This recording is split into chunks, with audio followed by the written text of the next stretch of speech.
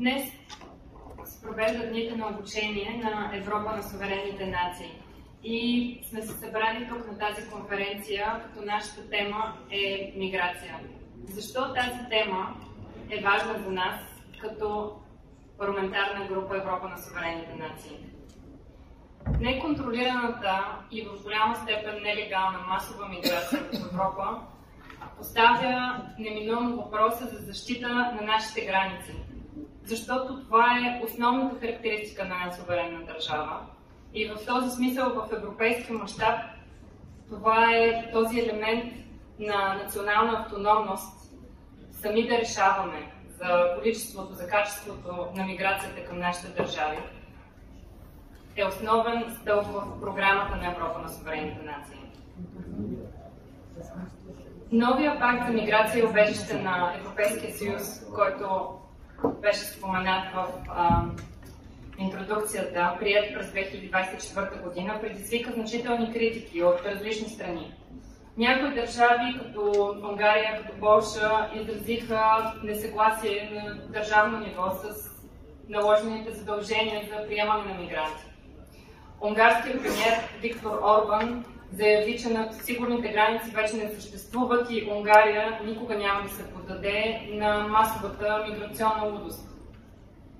Наистина масовото заселване на хора от култури значително различни от тези в Европа не може да бъде в интерес на социалната стабилност и на хармонията на нашия континент. И въпреки това, именно това се насърчава, както чрез старата система за миграция и убежище в Европейския съюз, така и чрез новата рамка.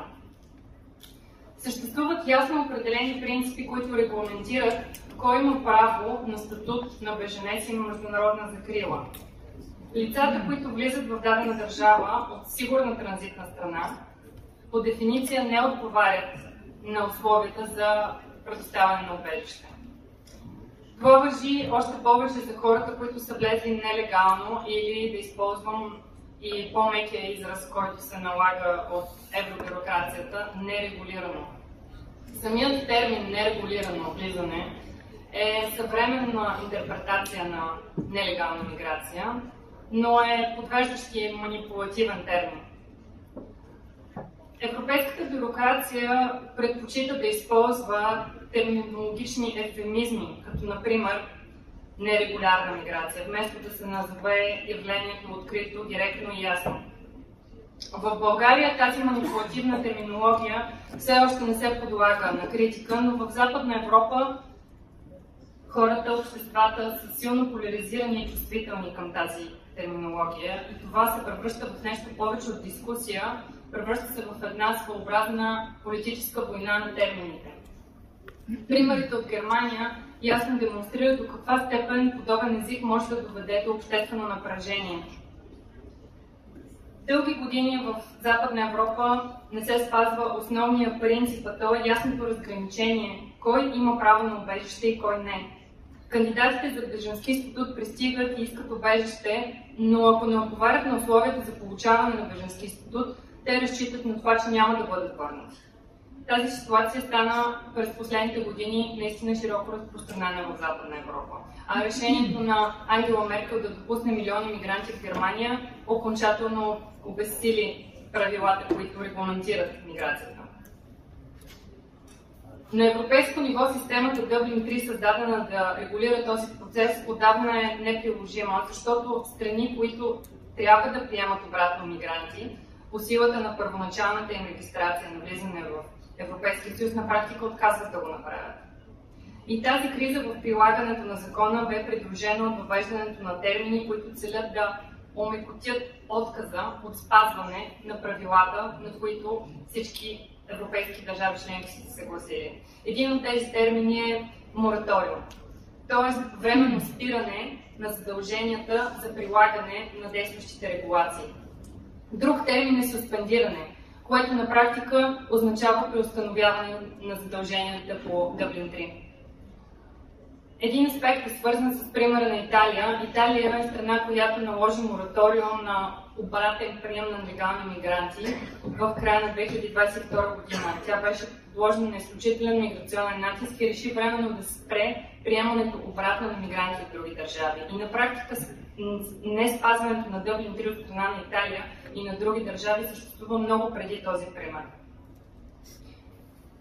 Трябва да споменем задължително, че в замяна на ограниченото участие на нашата страна България в Шенген, както ние в България го наричаме Шенген по въздушно-капков път, в кавички, България се ангажира да прилага стриктно вече суспендираната от другите страни система на Дъблин 3 и да приема обратно нелегални мигранти.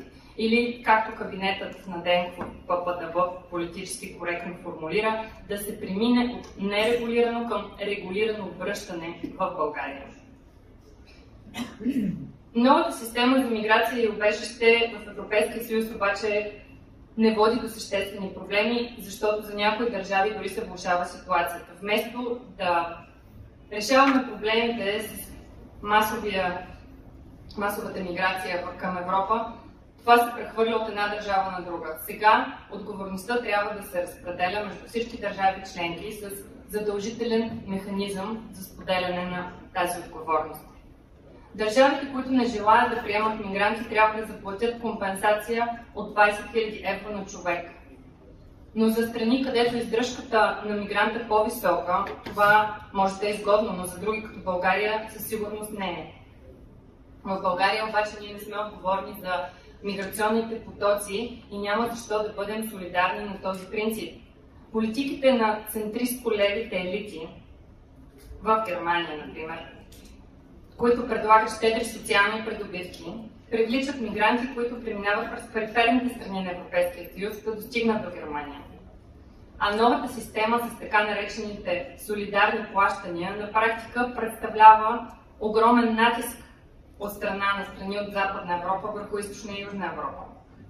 А три основни проблема остават нерешени. На първо място липсата на ефективен и засилен контрол по външните граници на Европейския съюз.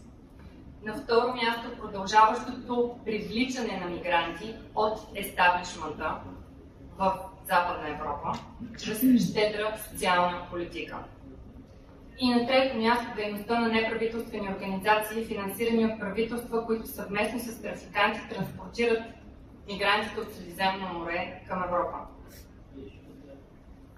Освен това, новите предложения по пакта за миграция и убежище позволяват на мигрантите да обжалват връщането си в определена държава членка. Това означава, че те могат да избягват преместване в страни, които не предпочитат.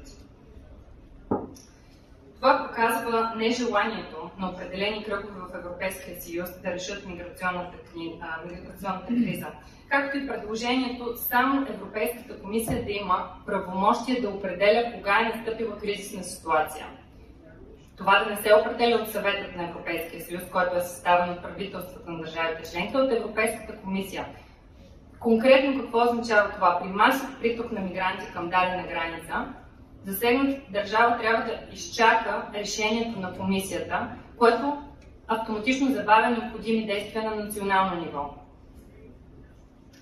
Затова и някои държави търсят вече национални решения. Например, нидерландският министър по въпросите на миграцията Фабер заяви, че е информирал Европейската комисия за изключения за Нидерландия в областта на миграцията в рамките на Европейския съюз и за това, че трябва отново държавите да имат контрол върху собствената си миграционна политика.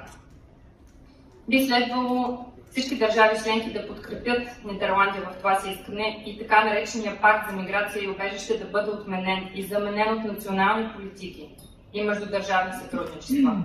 А терминът пакт в пакт за миграция и убежище наистина може да бъде подвеждащ, защото става въпрос за един набор от регламенти, за директиви, за актове на Европейския съюз, а не за международен договор.